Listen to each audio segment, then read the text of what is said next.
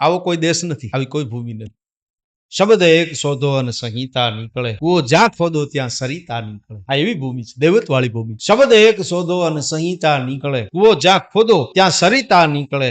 અરે સાવ અલગ તાસીર છે આ ધરતીની, કાંઈ મહાભારત વાવો અને ગીતા નીકળે. આવું ક્યાંય બને? યુદ્ધના મેદાનમાં કલ્યાણ હોય, પણ આ તો આ ભૂમિ છે કે યુદ્ધના મેદાનમાંથી પણ કૃષ્ણના મુખેથી ગીતાનું જ્ઞાન મળ્યું. મહાભારત વાવો અને ગીતા નીકળે, અને હજી ક્યાંક ધબકે છે લક્ષ્મણની રેખા. ઈ તેદી તો એને દોરી હતી જાનકીજીના રક્ષણ માટે. લસનાયન નામનો આખો ગ્રંથ લખ્યો મારા બાપુ એ લક્ષ્મણજી અને ઉર્મિલાજીના જીવન ઉપર. નાહી બાલ વિનોદ હૈ, નાહી કોઈ ઉખાન, ये तो लोहा पर लकीर, ये लक्ष्मण क्या. લક્ષ્મણને લોઢા ઉપર લકીર મારી હતી એને કે तरु की सूखी डार से नखिए किया निशान, तप की पूंजी लगाई के दी लक्ष्मण ने आना. तो તપની પૂંજી લગાડેલી ઈ હજી ક્યાંક ધબકે છે, એવું હજી છે આ ભૂમિ.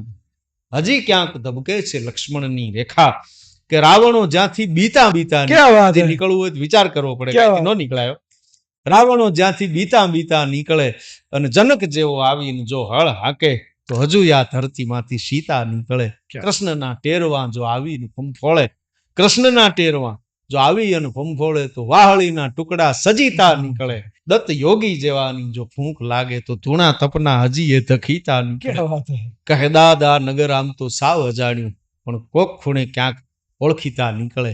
એક શબ્દ શોધો અને સંહિતા નીકળે. આ ભારતની ભૂમિની એમણે વંદના કરી છે.